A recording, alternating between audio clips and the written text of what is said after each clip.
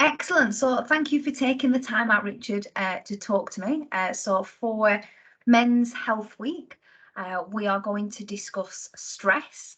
So first of all, if you could just introduce yourself, tell us who you are and your job title at the council.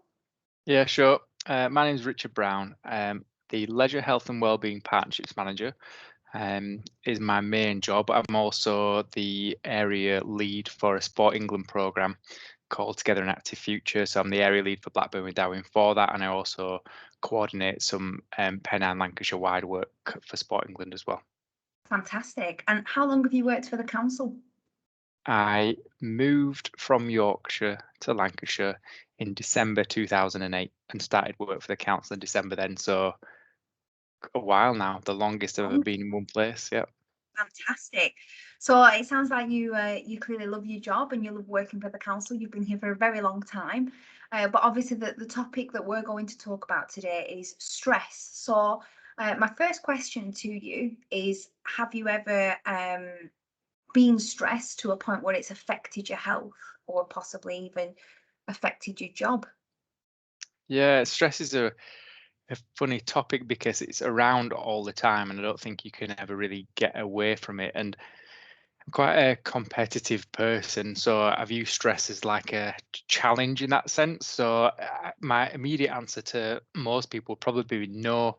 I think it not in the literal sense of feeling so stressed it's negatively affecting my health, but I've definitely been through situations where the stress has been at a really sustained high level for quite a long time, and I think that certainly affects mood and tiredness and other stuff. So not like cause any health issues, not cause me to any sort of crisis point or anything like that, but certainly has impacted on my health and well-being overall for definite. And I would view myself as a pretty resilient person.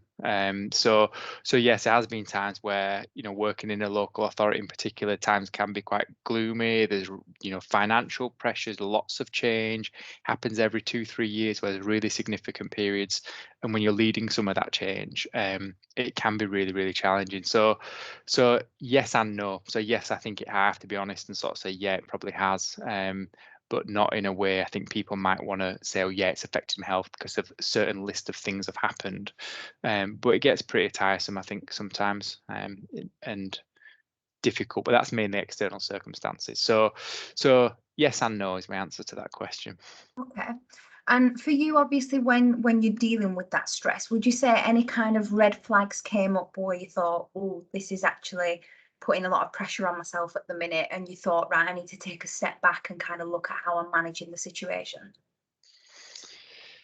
Um, I don't think necessarily red flags. I think it's been self-aware enough to know like where you're at, and how you're coping, and try and take whatever steps you can really. So for me, a lot of that is around work-life balance and the time away from work. So even if there are those really tough periods where the working hours might be much more significant, working later, it's that being able, fortunately, a lot of the time in my work to take a break, have dinner with the kids, do whatever, and then work again later on. And Yeah. so again, that's that cumulative effect does get on top of you if that is what you're doing all the time for a long period of time. But so I think the red flags are just around that self-awareness of tiredness, mood, how you're feeling in general, if it's disrupting your sleep and other stuff. And it's not any one moment where it feels like it's going wrong, but really it's that recognition that you can't do that forever, and you Yeah. need to figure out. So sometimes when there's an end point, that's fine, and you can work to that sort of point and get yourself there. But a lot of the time, it's about for the way I work, having stuff written down, having things in plans that I know that when I finish work, whatever time that might be, like I've finished work and I can leave it. And that's like a learned skill, I think, really, to be totally comfortable to drop work and then do, mess about with the kids, do whatever. Yeah. Um, so yeah, so no, again, but I think it's very individual. That's me and just the way it works for me. But I imagine for other people, it's really specific on who you are, your job, your pressures, home life. There's just so many things impact stress. It's not just work; it's other things that are going on in life at the same time as well. Yeah. And do you feel that you can talk openly about stress as a man? And also, would you say you can talk openly about stress in the workplace? Yeah, I think again, as that in a leadership role, a lot of the time in those challenging situations, you're the person who's providing the reassurance, providing the vision, giving that stability to other people. So it can be challenging because you're trying to give others who are finding that situation stressful that reassurance and confidence as well. But at whatever level you're at, other people will be in that same position, but it's acknowledging that it affects everybody in different ways, really. So do I feel comfortable? Yes, I do. And there are times where I would let my line manager know that, just as a heads up, I'm at that point where my workload and demands are at where I can't take up on anymore. So if something were to happen, I'm giving you that heads up that we need a chat because it's just getting to that point. So again, that's about being self-aware about how you are, how you're managing, and being able to give that. And so if nothing changed and nothing went wrong, all fine. But if actually something else went wrong over here and over there, we'd need a bit of a discussion about how we manage that, because everyone is human. There is only so many hours in any given day, and you have to be realistic with that, really. So yes, I do feel for me, again, I have no issue talking about that, and those are conversations I would have with my management teams and other staff as well. I think there is a slight other issue for me, probably less gender based in my perception, more around role and expectations. That, well, if you're a this, or if you're that, or if you're this type of manager, you know, you're not expected to show a sign of weakness, or by somehow admitting that things are getting too much, if you're in those sort of senior leadership roles, which I think that is around how it might be perceived about talking about it. So I certainly have experienced that with other members of staff who have been finding things quite stressful, but not shown it in any way, shape, or form. People work quite closely, and not talked about it, but it was because they didn't want to let on, saying, well, if you are seeming like you're all right, I didn't want to say that I'm not all right, and that I'm struggling with it. And so this is that what you're projecting to other people versus kind of how you're feeling in yourself as well. So I certainly, for me, it doesn't feel like a male female, like men's health thing. It's more around at work, is it okay to talk about it or not, and accepting that no matter what level people are at, sometimes things can get a bit too much. Yeah, yeah, definitely. That's great. Obviously, that you feel comfortable enough to go straight to your manager and discuss that. I imagine there are some people that might not be comfortable to do that. So obviously, I just want to mention that the HR team are available. So you could always go directly to the HR assistant team and speak to somebody, or you could always come straight to the employee wellbeing hub. You can give us a call. We have health trainers that can help set goals and go through those just some top tips really on how to deal. Obviously, Richard, I work under you, so I know how organized you are with your OneNote and how everything's nicely set up. So for me, it's great to see that, because I'm quite an organized person as well. And for me, that helps me manage my workload so I don't get stressed. But I'd say I'm quite similar to you. I get to a point where I think, right, well, if I finish this by tomorrow, it's like that weight off your shoulders. So I definitely think goal setting and writing a list helps manage 100%. I agree with that. Also, what would be one thing that you would share with a fellow colleague? Obviously, promoting Men's Health Week, definitely a male colleague. Something that you would promote or give a kind of a top tip about stress.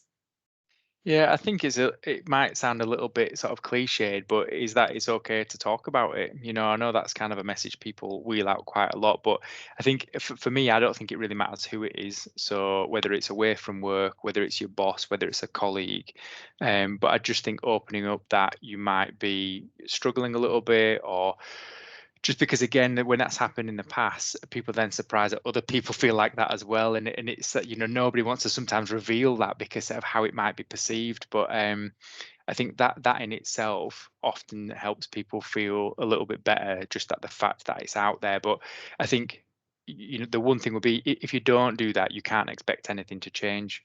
So if you're finding things a little bit too much, if you're getting that sense of that you're struggling a little bit more, unless something changes, that's probably going to carry on and potentially get worse. So it's speak to someone. So it could be Pam Assist, it could be Able Futures, it could be going on to together all. So we've got like a good web facility.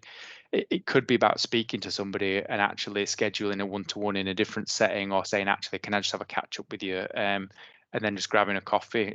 Slightly more difficult during the last year or so, and I think that has affected people. But I think just having that conversation, it might be just to give that early heads up. It doesn't have to be, or you shouldn't wait till you're at sort of a crisis breaking point. Just try and give people a heads up, because there's probably a lot of things you can do. Rearrange workloads, make things change a little bit around. Your manager then could actually look ahead a little bit differently and schedule work differently. And it's just that being upfront with each other, I think, really it helps massively, because without that, other people might assume everything is fine and carry on plowing things ahead in the normal way, which is going to make it even worse. So it's just talk, really. I think talk to somebody, or seek help from somebody. Just that little bit of advice might help, and even if it doesn't, at least you've started the conversation, really. Yeah, excellent. Yeah, fantastic. That was definitely a brilliant top tip. And as you mentioned, we do work with the professional body PAM Assist, which is on Team Talk. All the information's on there. If anybody does want to speak to, obviously, a professional, we have Together All as well. So yeah, definitely. And with you, obviously, since the pandemic and now working at home, has that had an impact? Has that had an impact on your stress? Obviously, being around your family. I know you've got children as well. Yeah, definitely at different times. I think I'm fortunate enough that I can have flexible working. So working from home, a lot of the areas that I look after have been operational sort of throughout, and people have been working differently. But for me, in the early parts of the pandemic, where my kids were at home a lot, it was really more stressful, not because of them, but because they were in the house and my workload was really erratic and quite packed.